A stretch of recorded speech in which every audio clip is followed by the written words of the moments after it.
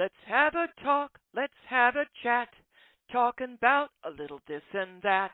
Hello and welcome to another episode of This and That. I am your host, Mary Easterling, and I am doing a response to impedimentia. I mentioned in broadcast that I'm having impedimentia of my own. Things for me which force major changes to routines where as a caregiver, I'm responsible for someone else, and help is being sent. But I happen to know that help is unpredictable. So fear takes hold. In helping someone else out, they responded with a text, and they mentioned something about taming the soul. And then I had a moment. And in impedimentia, Bob talked about folks digging up nuggets. Well, this one's one right out of left field, way out of left field, actually. So here goes. Psalm 18:35. You have also given me the shield of your salvation. Your right hand has held me up. Your gentleness has made me great.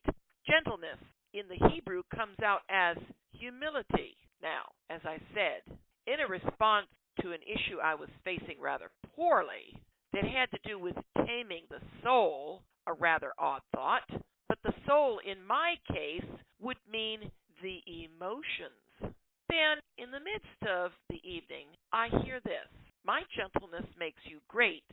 Then I get, quote unquote, your gentleness has made me great. Now that, because I do read my scriptures daily, triggered, and I knew it had to be something I've heard or read in Psalms, and it was Psalm 18:35. And lo and behold, there it is. So once I got a chance to mine the written word for nuggets, I started to look at the Hebrew and found the Hebrew transliteration using the word humility. Suddenly, I was at impedimentia, which has just been recorded today. And come unto me. I had reflected on the fact that, as usual, I was a hot mess before my king about something that was in the works where I knew not how it would turn out. And taming my emotions was not really working. Trust me when I tell you this. Hot mess is an understatement.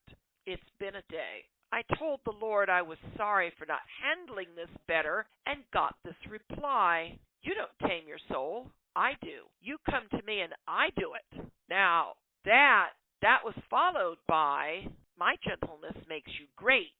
And then, quote unquote, your gentleness has made me great, which is what caused me to come back to the word. Somewhere along my way of my path, of the race, of the run with the Lord, I had been taught to pull myself up by my bootstraps and rely on His grace at the same time. But that doesn't actually work. The reality will eventually hit that one must be both yielded and intimate with God to run it all. So, when in reading the same verse, the Hebrew word was used in place of gentleness, I get another message. He has given us, quote unquote, the shield of His salvation, which is predicated on His faith. Anybody who understands anything about salvation understands that regeneration is the mechanism I'm talking about here, because that is the initial effective salvation which starts the process called sanctification, the holying of you. And a lot of us are probably starting to feel like Swiss cheese right about now. I'm one. The new Me Too movement. Me too. So, immediately, you're on the psalm that says, you, O Lord, are a shield about me, the glory and the lifter of my head. And that is Psalms 3:3. And then it adds, and your right hand has held me up, which takes me to this, Psalm 139, 9 and 10. If I take the wings of the morning and dwell in the uttermost parts of the sea, even there your right hand shall lead me, and your right hand shall hold me. Now, the right hand is also the son of the right hand, and the right hand that has, quote unquote, done valiantly. He has a name, Jesus, and he is God the Father's Christ, or Holy Anointed One. This then loops right back to Jesus' statement and an actual commandment. Of course, as I'm writing this up, folks, I then think, oh boy. So in my poor handling, I'm not obeying a commandment? Let's just add fuel to the fire. Right. Okay, so here it goes. Matthew 11:28 through 30. Tell me if you've heard this one before, like in the last broadcast. Come unto me, all you who labor and are heavy laden, and I will give you rest. Take my yoke upon you and learn from me, for I am gentle and lowly in heart, and you will find rest for your soul. For my yoke is easy and my burden is light. For I am gentle, but also lowly in heart or humble. This makes for greatness. Why? What do you find when you finally come? Rest for the soul. And right there we have a definition straight out of left field.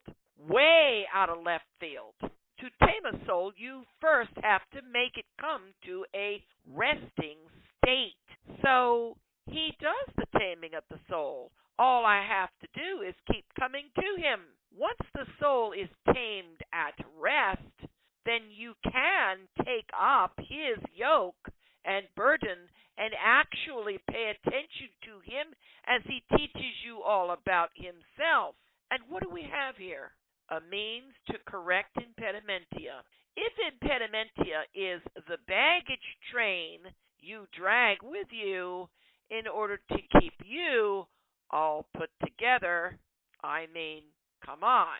The babe with the dew, the glasses, the cigarette, taking drags on the cigarette. Do you know what nicotine does for you?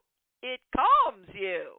Do you know what she was in a state of while she's on her cell phone, tapping, Prada footwear as she turns around in a circle?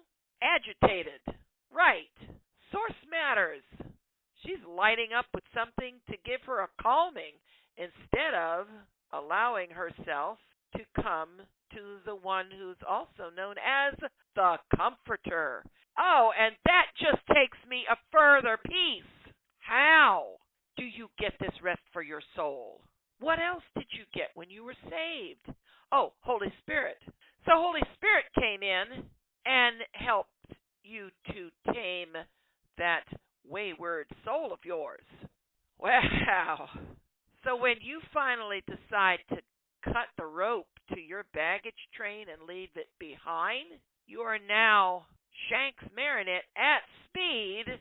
Remember, the troops can march a lot further than the baggage train with oxen and carts can go, especially the forge. I mean, the smeltery, that's a snail's pace. That's why it only goes 6 to 8 miles a day. You toting that thing. Oh, wow. I mean, who knows? And the guy might be working the forge while it's going to repair all the dinks and dings and whatever, so he's got spares and addies for when the troops hit the next battle. I mean, I don't know, but that's a lot. You could fairly fly on your feet. And the other thing is having the correct footwear. Grounded in what? Shod with what? The preparation of the gospel of peace. What does peace give you? Rest. What does rest do for you? Tame your soul. Settle you down. Comfort you. I don't care who listens to this. I'm going to sit here and just preach to the choir. There's a response for you. And that'll do it for this episode of This and That. Until then.